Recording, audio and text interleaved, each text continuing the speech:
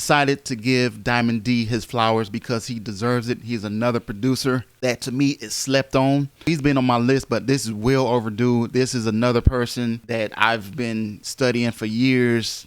I love his style and everything. If you don't know, he is also one of the founding members of the DITC crew. That's the Digging in the Crates crew. I did one with Lord Finesse. You can check that out if you haven't seen it already. But today we're going to check out Diamond D. He is responsible for collaborations with The Far Side, A Tribe Called Quest, tons of people with the Fugees. Yeah.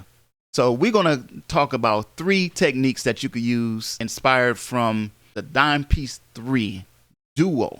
And there's 3 songs that I really like on that song. We're going to take 3 techniques from those songs. Let's get into it. First thing we're going to check out is a drum pattern, and that's from a song called It's Up to Me. Now, I'm not going to play the original track just because of copyright purposes, and so I want you guys to pay attention to the drum pattern on this thing. We have a BPM range of 100, so that's the first thing. Now, the second thing is, here's a typical boom bap beat right here. I'm going to just play this out. You know, kick, snare, hi-hat. Snare on the 2 and the 4 most of the time. You got the kick going to, you know, kick 1 2 1 2. You know what I'm saying? You could use this pattern. I've used this pattern tons of times. You could give it some more swing. Let's do that real quick for those that don't know how to do this. You know, adjust the velocity, you know, for those hi-hats so they're like every other. And then also another thing you could do is change the swing. So you could use offset and just pull all these up, and that will make the hi-hat lag. You can do this on pretty much any DAW. Hear the difference. See that? And that's a nice beat. You know, I will use that. Instead of the snare and the kick sounding like that, check out the placements for these kicks. Let's start with the kick drum. Hear that? Dum, dum, dum, dum. Okay? So it's almost like a heartbeat. You know what I'm saying? So we got that going. Now let's listen to the snare. We talked about usually the snare is on a 2 and 4, but listen to this. Hear that? 1 2 and 3. Hear the difference? See, most of the time it would be like this. The snare would be right here. Right? But we move that snare just over 1 tick. 2 and 3. And the other thing is hi-hats. Instead of using eighth notes, we're using quarter notes. And that sounds like this. Versus this. Right? We're not doing that. We're going to make it slower. See that?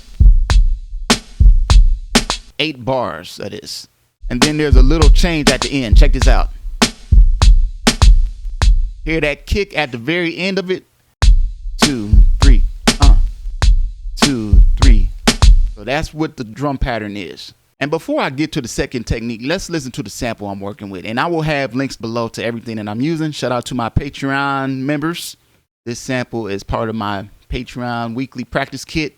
If you're not too shy, shout out your favorite Diamond D beat, by the way. Your favorite Diamond D beat. This is for the Diamond D heads.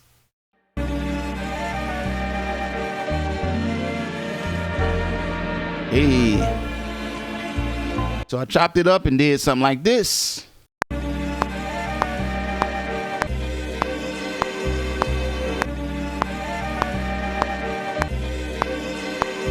So the second technique has to do with your bass sound. And we're going to use a wah bass. And this is inspired from the beat called Ride the Wave. Here's my bass sound.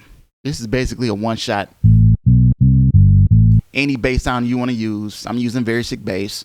Just throw a wah sound on there, bro.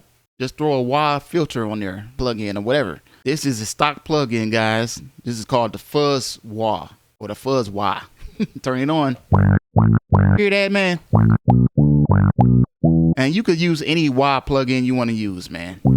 It makes it super, super funky. So this is what I did.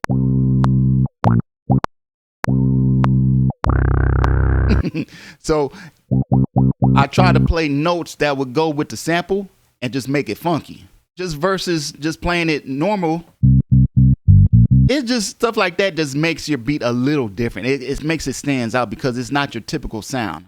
Plus it adds that funk to it. You know what I'm saying?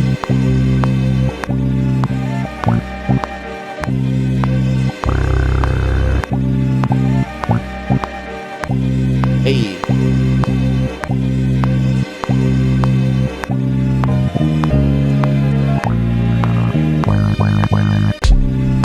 See what I'm saying? The third tip is inspired from my DJ Spits Better Than You. And I love how he uses a vibraphone on that beat, and it's very sparingly. It's just a couple of notes. So we're going to use that tip or technique and show you how we're going to do it. So we're going to take a vibraphone, use any vibraphone of your choice, make it sound nice and vintage. So I got a video showing how to make this sound, this exact sound. If you're interested, I'll leave a link. So now let's come up with a melody. The melody comes from just, you know, hearing things inside your mind as you play. You know, you sing stuff to yourself, you know.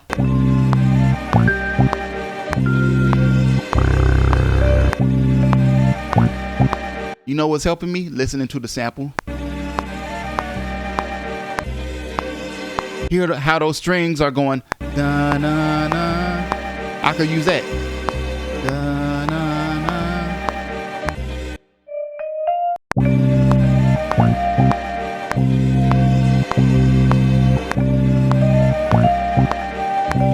Maybe I could do that. Right there. My dog looking at my fingers. So we'll do something like this. See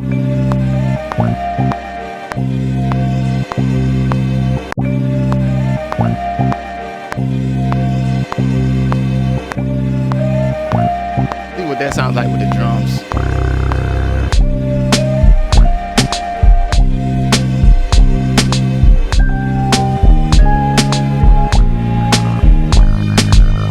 So what I want to do with those drums, though, I kind of want to spice them up a little bit because I have pretty much the idea of the rhythm. Dun, dun, dun, dun, dun, dun. I want to add some ghost notes. So what I might probably do is just finger drum the whole thing.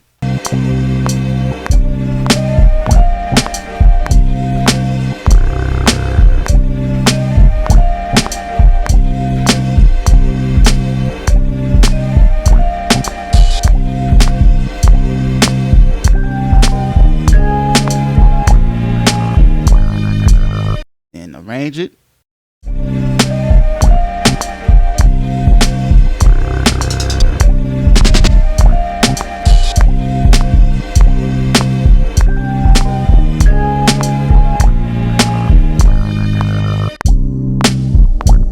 It's a good way to use spaces too.